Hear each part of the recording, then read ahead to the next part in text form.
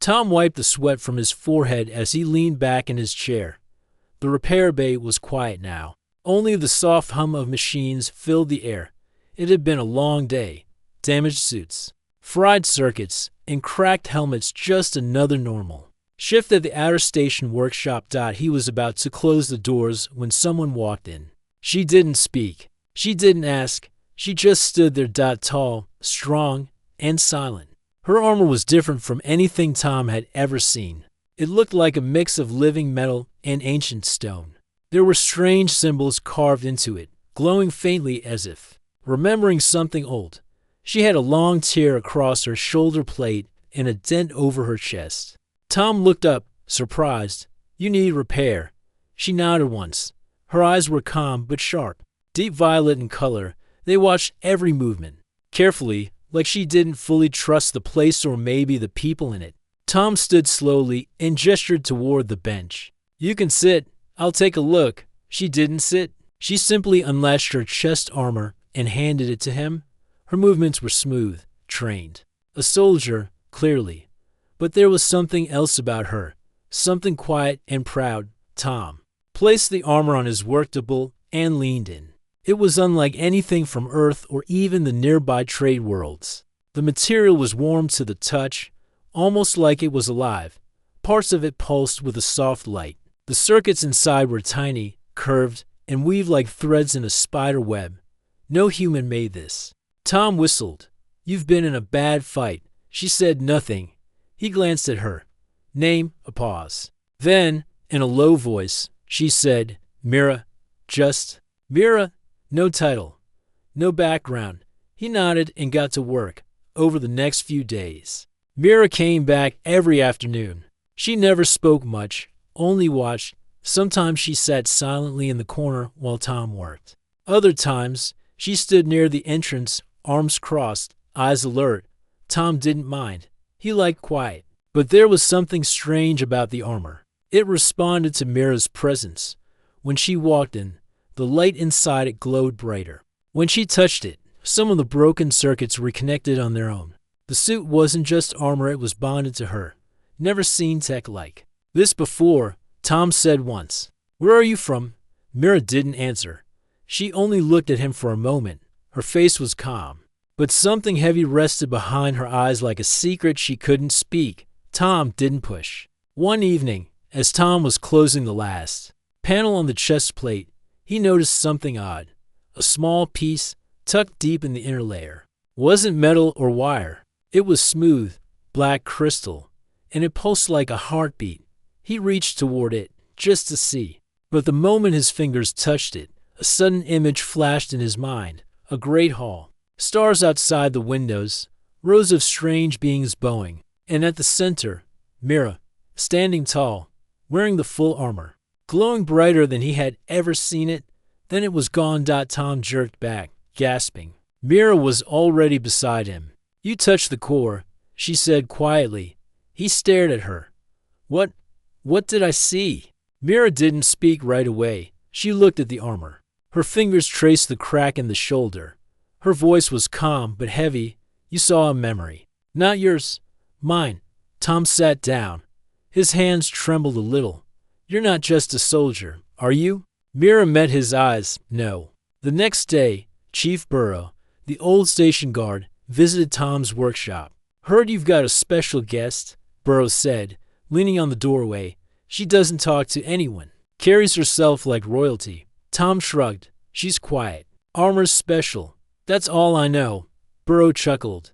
"Be careful, Tom. Sometimes quiet ones make the loudest mess." As Burrow left, Tom looked at the armor again. The carvings, the pulse, the vision.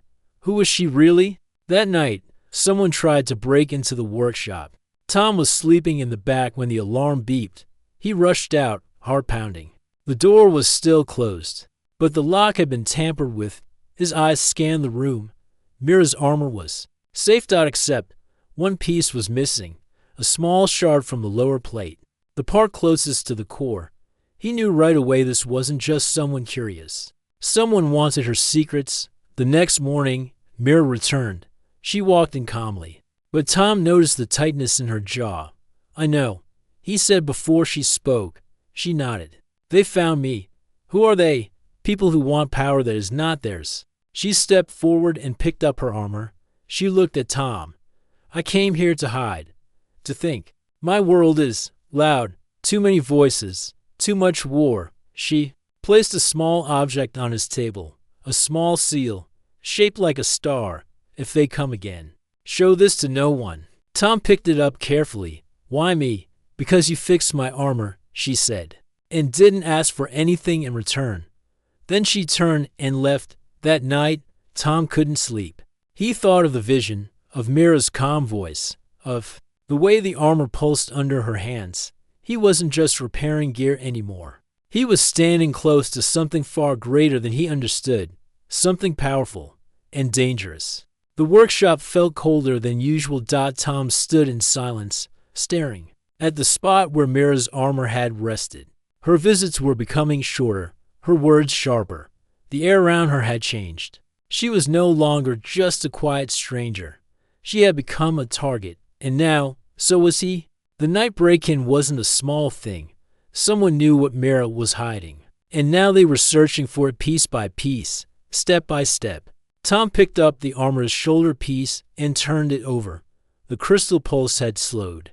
Dimmer than before. Maybe it could feel the pressure too. Maybe it was alive in some strange way. His thoughts were broken by the door chime. Mira stood at the entrance again, hood pulled over her head, cloak covering her suit. Her eyes quickly scanned the room. You were followed, Tom asked. Walking to her, she shook her head. Not today. Tom stepped aside. She entered without a word and walked straight to the table. Her armor had been cleaned and neatly set. She ran her hand gently over the surface. Then she looked at Tom. Someone is watching this place. Tom nodded. I know. I had to replace the lock. I added some tricks too. Mira raised one eyebrow. Little surprises, he said. I may not be a warrior, but I know how to confuse a thief. Mira gave a soft hum. Not a laugh, but the closest thing he'd seen from her. Tom took a deep breath. I saw something else in your armor yesterday. Another memory. It was quick. Mira's expression grew serious. There were many people, he said. They were all wearing robes. They were kneeling. In front of you. She closed her eyes. You should not have seen that. I didn't mean to. The armor showed me. Mira looked at the armor. Then at him. It responds to truth. When you work with respect, it listens. Tom was silent for a moment. So you're a ruler? I was, she said. Now I'm a problem others want to solve. Outside the workshop, Cale stood near a pillar, pretending to check his tools. His eyes narrowed as he saw Mira leave again after half an hour. He waited until Tom returned to his desk, then entered casually, whistling. Busy day. Tom looked up. Kind of. Cale walked closer to the bench and glanced at the armor. That's some rare tech you've got there. Tom's jaw tightened. Not for sale. Didn't ask, Cale said with a smirk. Just saying, some people might pay well for info like that. A lot of interest lately in anything that looks old and powerful. Tom stood. I fix things. Cale, I don't sell people out. Cale shrugged. Everyone's got a price, or pressure. He left without another word. Tom stared at the door after him. He didn't trust Cale. And now, he was sure Cale was involved in something dangerous. Later that evening, Mira returned again. Her cloak was torn, and there was dust across her face. Tom stood up quickly. What happened? I was followed, she said. One of them tried to speak with me. He offered safety if I left my armor behind. Tom frowned. What did you do? I reminded him that I don't make deals with liars. She removed her chest plate and placed it on the table. It had a new dent, fresh and sharp. Tom got to work in silence. He added a new layer beneath the armor, one that would help mask its energy signals. As he worked, Mira watched him quietly. You could leave, she said. You don't have to help me. Tom didn't look up. You asked me to fix it. That's what I do. Mira stared at him. You are a strange human. I get that a lot. The next morning, Tom visited Chief Burrow. The old guard was sitting in the station cafe, sipping bitter tea. You look tired, Burrow said. Tom sat across from him. I need help. Burrow raised an eyebrow. This about your mystery client? Tom nodded. She's not just any traveler. She's important. How important? People are willing to fight just to steal a piece of her armor. Burrow leaned forward. Tom, I've seen things in my years. War, betrayal, power plays between worlds. I came here to get away from that. Tom lowered his voice. She's hiding, not hurting anyone. But they're coming anyway. Burrow tapped his fingers on the table. What do you need a time? Tom said. And someone watching the doors. The old man nodded. You'll have it, but if fire rains down, I won't lie on the ground. Tom gave a small smile. I wouldn't expect you to. Back at the workshop, Tom ran one last scan on Mira's armor. It was almost ready. He had fixed the inner layers, replaced cracked circuits, and cleaned the core stone.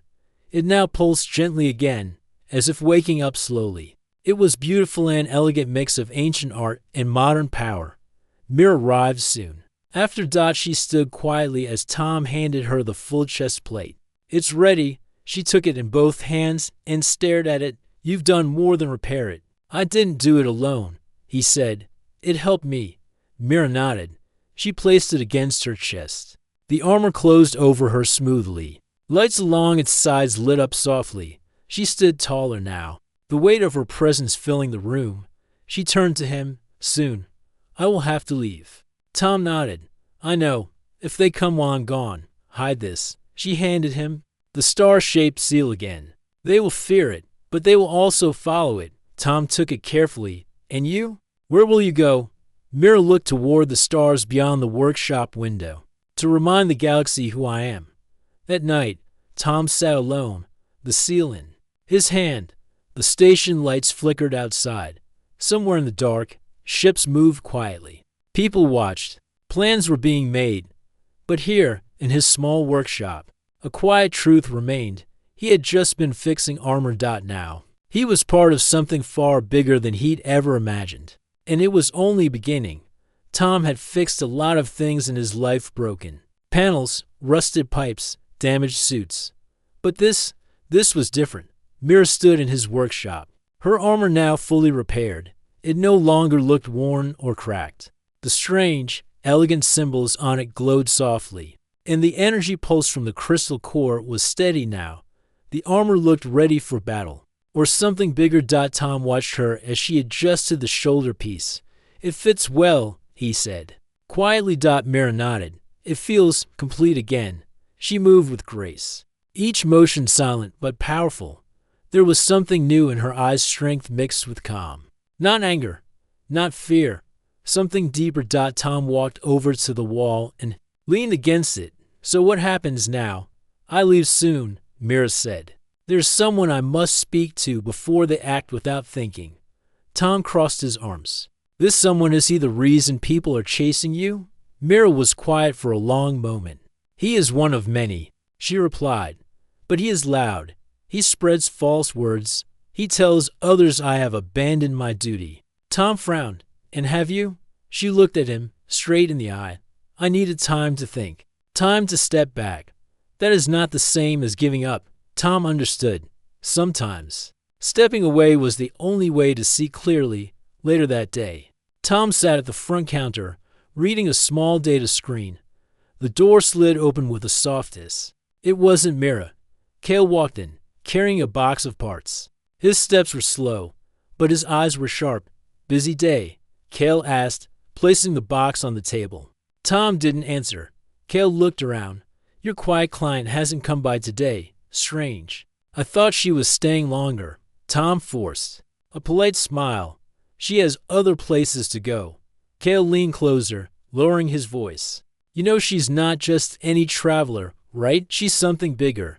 People are asking questions. Tom, the wrong kind. Tom's fingers tightened. Round the screen.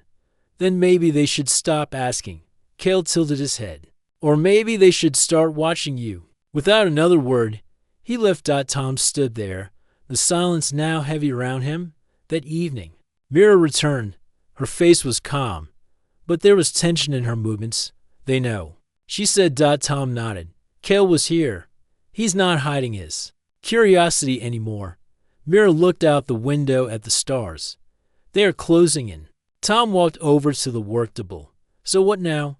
I have one more message to send before I leave, she said, and I want you to see it. She placed her hand on the crystal core of her chest plate. The lights along her armor glowed brighter. A small device on her wrist blinked once, then projected a clear image in the air. Tom stepped back. In surprise. It was a grand hall, wide and filled with floating banners. At the center was a tall seat like a throne, but made of stone and crystal. In front of it stood beings of many shapes and colors, kneeling in silence, and on that throne sat Mira. Her armor glowed golden. Her face was calm, yet full of strength. Around her, the people waited for her words. Then the vision changed. A council chamber, arguments, voices rising. A man with gray skin and sharp eyes stood pointing at an empty chair. She has left us, he shouted in the vision.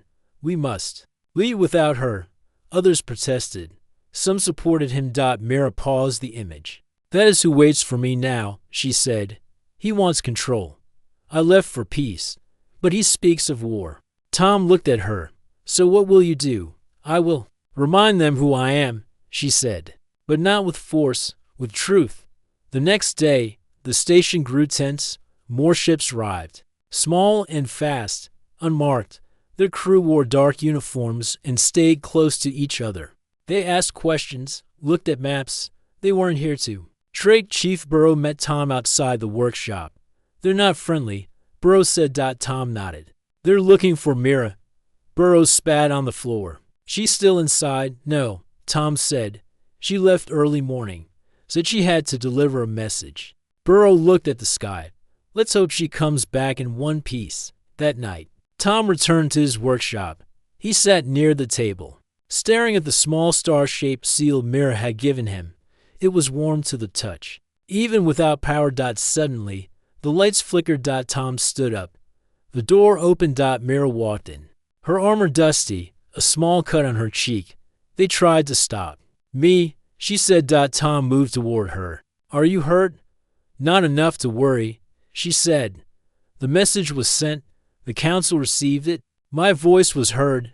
Tom smiled. Did they listen? Some did, she said. Others will wait to see what happens next. She sat down, clearly tired. They will come soon, she said. To this station, to see if I still stand. Tom looked at her. Then we stand with you. Mira blinked slowly. Why do you help me, Tom? He gave a small shrug. You walked into my shop with broken armor. You trusted me with something precious. That means something. She nodded slowly. You are not what I expected of your kind, and you're not what I expected of a ruler. Outside, the stars were quiet. But Tom knew that silence wouldn't last. Something had begun. Something far greater than he could see. He didn't understand all the politics, or the reasons people chased power. But he understood this. A voice like Mira's, calm and brave, was rare, and he would protect it for as long as he could. The space station drifted quietly near the edge of a blue star system. From outside, it looked peaceful, just another refueling point for ships passing through deep space. But inside, tension was building. Tom noticed it the moment he stepped out of his workshop. Strange faces, unfamiliar uniforms, groups moving in silence, scanning halls and corners with careful eyes. They weren't here for trade. They weren't travelers. They were searching. And Tom already knew who they were looking for. He returned quickly to his shop, closing the doors behind him. Mira sat in the corner, checking her wrist device. Her armor, though fully repaired, was now covered by a long dark coat to keep it hidden. They're here, Tom said. Mira nodded. I saw the ships arrive. Do they know you're on the station? Not yet, but they will soon. Tom rubbed the back of his neck. Is there still time to leave? There's no safe path. She replied, if I run, they'll follow, and others might get caught in the fight. She looked up at him. I won't run. Not anymore. Tom felt a mix of pride and worry. Mira wasn't just brave, she was calm, thoughtful. She didn't act with fear, even when the danger was close. But still, he felt the weight of what was coming. Later that day, Chief Burrow visited Tom again. The old security officer walked in with slow steps and a firm voice. "You've got visitors, Tom," he said. "Three of them, wearing cloaks, asking too many questions." Tom raised an eyebrow. "You talk to them? I don't like their tone," Burrow replied. "They act like they own this place, like we owe them answers." He looked around the shop, then lowered his voice. "She's still here." Tom nodded. Burrow gave a slow breath. "Then listen to me, both of you. They're not just searching. They're planning something. I've seen it before. They'll create a reason to move and say it's a security matter. Then they'll take what they came for." Mira stood from her seat. "How long do we have?" "Hours, maybe less," Burrow said. "I can lock down some areas, slow them down. But once the order comes from their ship, there won't be much I can do." Tom looked at Mira. "Then we need a way to stop them before that happens." In a hidden room behind the workshop, Mira opened a small storage case and revealed a silver disc. She placed it on the table. Lights flickered, and a quiet hum filled the room. "This is a truth beacon," she explained. "It projects a full image of recorded history, with voice and proof, if I speak through it. The message will be seen across every screen on the station." Tom leaned forward. "Like a broadcast?" Mira nodded. "Yes, and once seen, it cannot be denied." "Then do it," Tom said. "Speak. Let them hear the truth before lies take over." Mira looked at the device, then at Tom. "Will they believe me? They'll believe your voice," he said. "They just need to hear it." An hour later, the station lights flickered. Every screen, every wall panel, every communicator dash changed. A calm voice filled the air. "This is Mira of the First Throne," she said. "Once chosen by the Great Council, once hidden from the noise of war. I speak now not for power, but for peace." Her image appeared standing tall in her full armor. Behind her, the stars of her home system glowed like fire.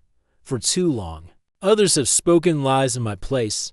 They said I disappeared. They said I was weak. They said I was gone." She paused. "But I am here, and I will not be silent anymore." In the control room, the foreign agents stood frozen. Their leader, a gray-eyed man named Varric, slammed his hand on the console. "Shut it down. It's broadcasting across every channel." One of his team said, "Even outer patrol ships are picking it up." "Find her," Varric ordered. "Now." Meanwhile, in the workshop, Mira ended the message and turned off the device. Her face was calm, but her hands were steady, ready. "They'll come now," she said. Tom walked to the side wall and opened a hidden panel. Inside were small energy tools that could also be used for defense. He handed one to Mira.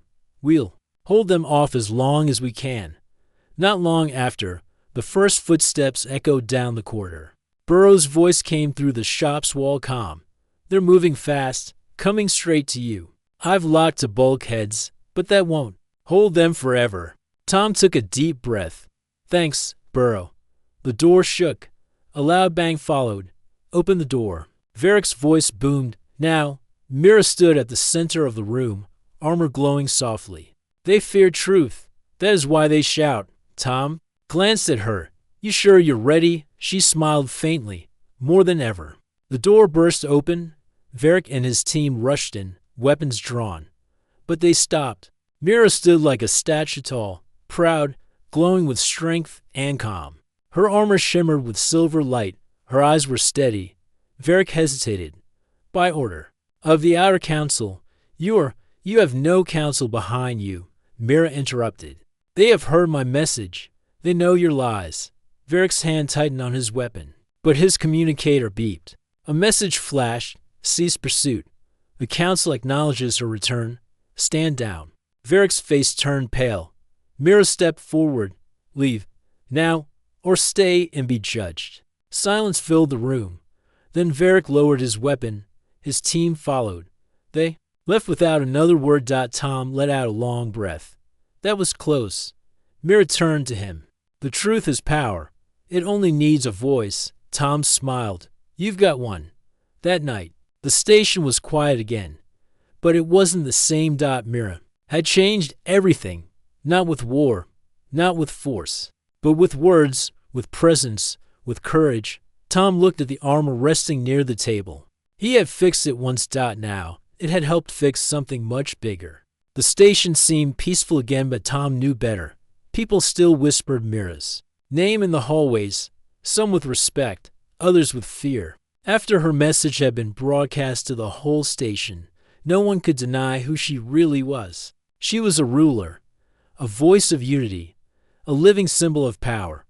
But not everyone liked that. Tom sat at his workbench, adjusting a handheld scanner. He kept looking at the door, expecting it to open, and it did. Mira stepped inside. Wearing the long coat over her armor, her movements were calm, but she walked like someone watching every corner. They left the station. She said. Tom looked up. The agents, she nodded. Varric and his team received new orders. They are heading back to the central systems. Tom leaned back. That's good news, right? Mira paused. Yes, but they are not the only ones with eyes here. Later, Tom walked down to the lower levels of the station. He needed a part for Mira's wrist device, a rare type of connector, only found in the old storage bays. He wasn't alone. Kale followed him quietly, steps echoing in the empty hall. Looking for something special? Kale asked. Tom didn't answer. Kale smirked. You should be careful, Tom. Being close to important people can be dangerous. Tom turned to face him. So can asking too many questions? Kale's smile faded. You're protecting her. But what if she's not who you think she is? I know exactly who she is, Tom said. She didn't hide it. You did. Kale stepped closer. You think she's peaceful, kind. She wears armor for a reason. People like her don't build, they rule. Tom narrowed his eyes. Better her than those who chase her. Kale didn't reply. He turned and walked away. Tom knew, at that moment, Kale had already made a choice. And it wasn't the right one.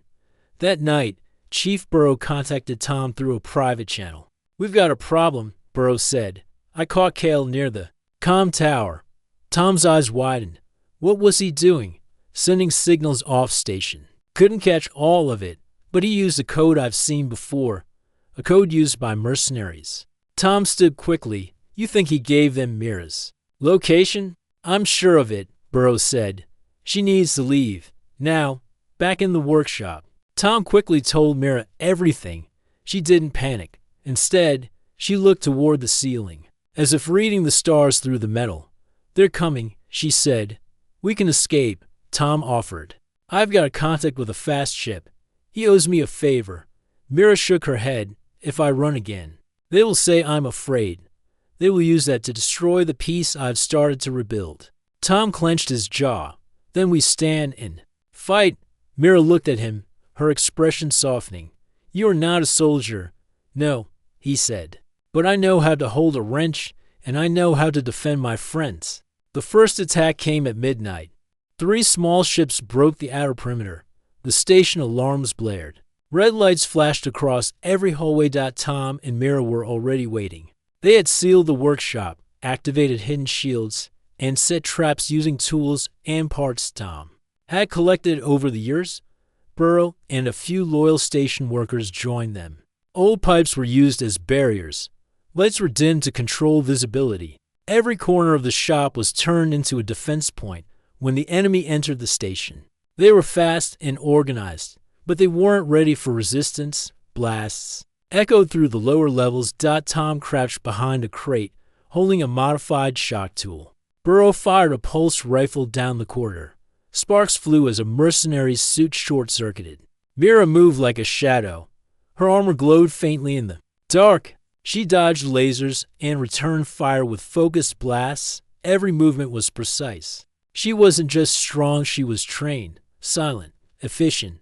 She wasn't fighting to kill. She was fighting to stop. In the middle of the fight, Kale appeared. He stepped into the workshop with 2 masked mercenaries behind him. His eyes locked on Tom. You should have walked away, Kale said. You should have thought twice, Tom replied. Raising the shock tool, Kale gave a sharp laugh. You're just a repairman. Tom pressed a button on the floor. A hidden panel popped open, and a wave of gas shot up, blinding and confusing the mercenaries. Burrow tackled one, while Mira knocked the other off his feet with a clean strike. To the chest, Cale tried to run, but Tom grabbed a pipe and blocked the door. You brought this here, Tom said. Now face it.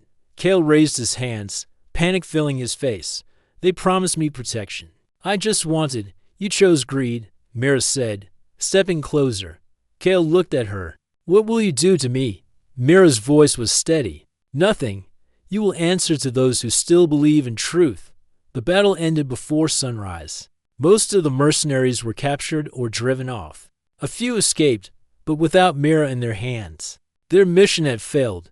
Chief Burrow locked Cale in a station cell. Stripped of his tools and access. Tom and Mira stood in the quiet workshop, now full of burn marks, broken panels, and scattered tools. Tom wiped his forehead.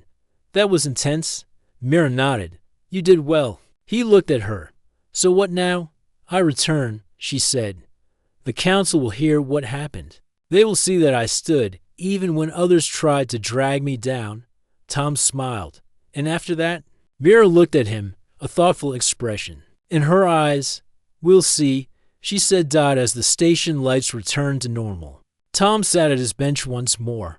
He looked at Mira's armor, still glowing, still powerful. He had just fixed it once. Now it had helped protect more than just one life. It had become a symbol, and so had she. For 2 days, the station stayed quiet. No more strange ships, no more mercenaries. The alarms were off. Lights were steady again. Workers returned to their duties, but their voices stayed low. Everyone had seen what happened. Everyone had seen Mira in her true form, armored, strong, and calm, and they had seen Tom beside her. The engineer who had once just fixed tools was now known as the man who stood with the ruler of worlds. But Tom didn't care about titles. He still showed up to his workshop every morning, cleaned the tools, and checked the machines. The walls were still scarred from the fight. Sparks flew from cracked panels, but it felt alive, like something important had happened here. Mira entered the shop quietly, her steps light, her coat open to reveal her full armor. It no longer looked damaged, no longer hidden. It gleamed with purpose. Tom looked up. You ready? Mira gave a slow nod. The council ship will arrive soon. It's time to return. Tom paused. Will they welcome you? They will listen, she said. That's all I ask. He nodded. And if they don't, then I remind them. Outside the station, a large silver ship appeared. It glided through the stars like a silent bird. No weapons showed. No threats were made.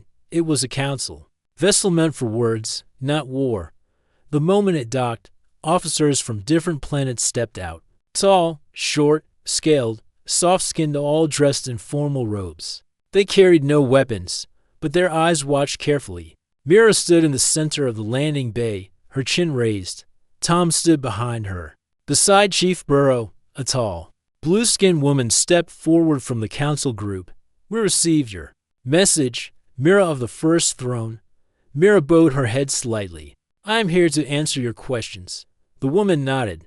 Then let us speak. Inside the council chamber, the meeting began. Mira stood alone before the circle of leaders.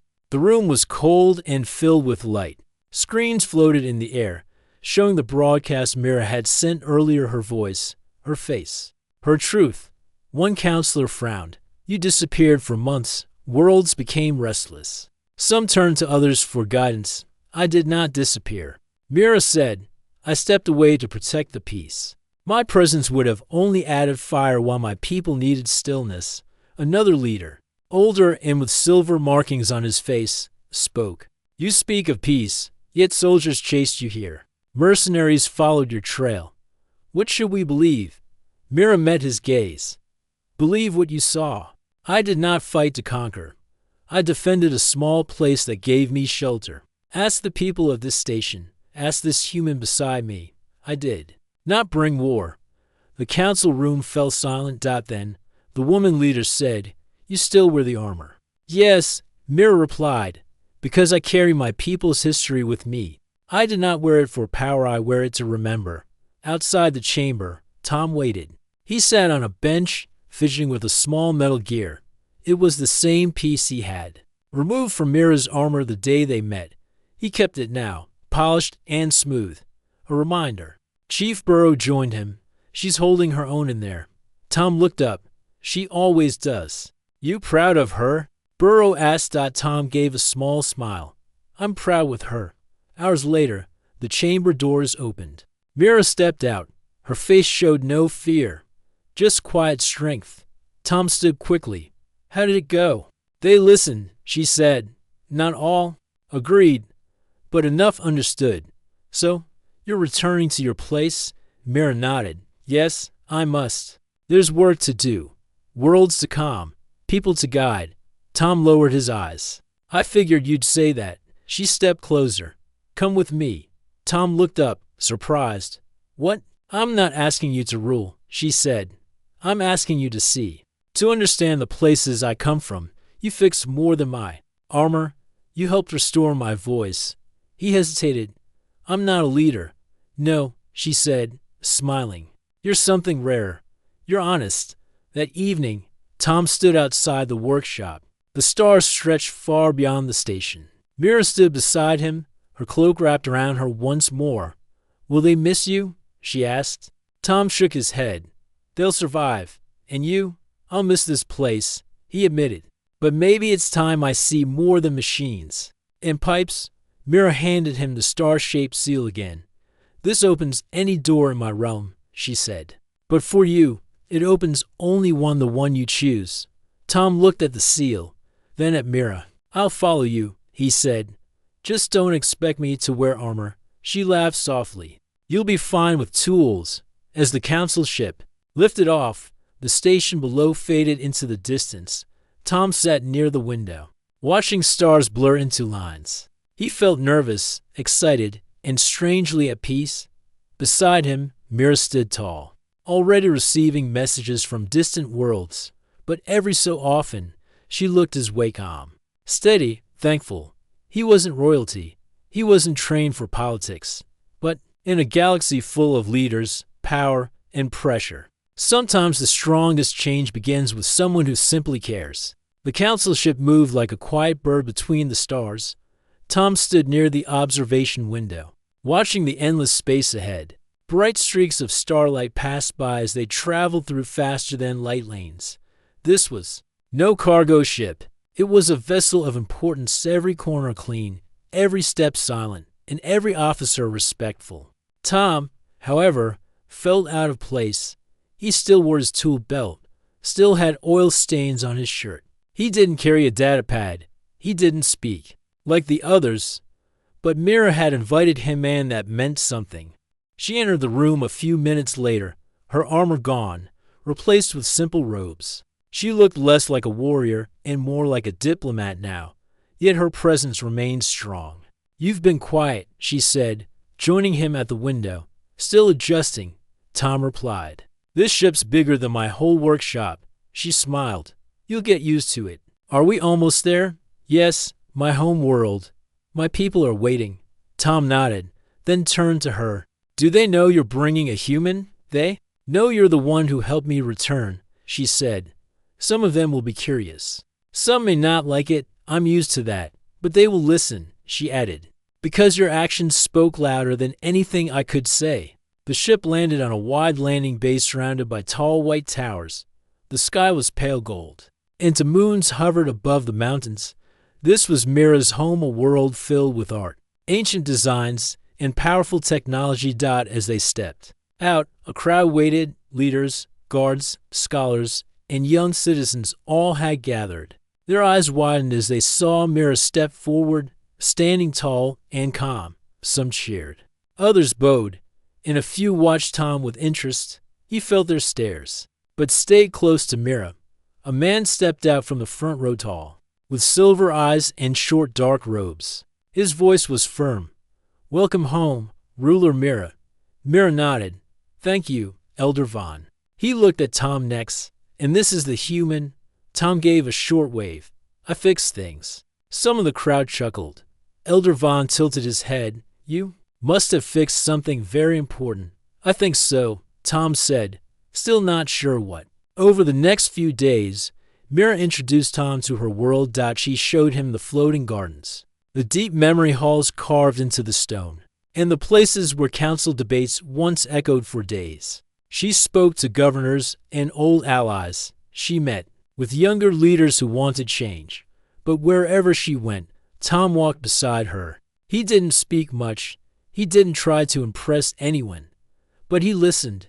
He asked the right questions. He helped repair a broken panel in the ancient hall. He guided a group of students in using basic tools. Slowly, the people began to accept him not because of his title, but because of his kindness. One evening, Mira stood alone in the main courtyard. Tom walked up beside her, hands in his pockets. "You've done it," he said. "They believe in you again." "They needed a reason," she replied. "I gave them one. But it won't last forever." Tom looked confused. "Why not?" "Because peace never stays on its own," she said. "It must be protected, rebuilt, watched over every day." She turned to him. "That's why I need help." "You've got an army, advisors, and a whole planet," Tom said. "Why me?" "Because you see things differently," she replied. "You don't lead with pressure. You lead by example." Tom rubbed his chin. "So what would I even do?" "Build," Mira said simply. "Build things that last. Not just machines, but trust, learning, friendship." Tom paused. "You're asking me to stay. I'm asking you to belong." Weeks passed. Tom stayed. He was given a small workshop near the central learning tower. It wasn't fancy, but it had good tools, bright light, and young minds who came to learn. He taught simple repair work, showed them how to use their hands, how to solve problems calmly. The students came from many places, different species, different families, but they respected Tom. They called him the builder, not because of his strength, but because he could take broken things and make them useful again. One day, as the sky turned orange with sunset, Mira visited Tom's workshop. She watched from the doorway as Tom helped a young boy fix a broken scanner. "Try again," Tom said. Gently, slow and steady. The boy followed his lead, and the scanner blinked to life. Tom clapped once. "There it is." The boy grinned and ran to show his friends. Mira stepped inside. "You've made this place feel lighter." Tom smiled. "It's not armor, but it holds people together." "I was right to bring you," she said. "You sure about that?" She nodded. "You didn't just help me find my place. You helped me build it stronger." Tom looked at her. "So what now?" She looked toward the open sky. "Now we begin." Far above the planet, stars blinked one by one. Other systems would still have trouble. Other leaders would rise and fall. There would be disputes, questions, and challenges. That was the way of the Galaxy. But here, something good had taken root. A ruler returned not with force, but with calm. A human with no rank, no power, had earned the respect of thousands simply by doing what was right. Together, they didn't build walls. They built bridges, and maybe, just maybe, that was how peace truly began. The end.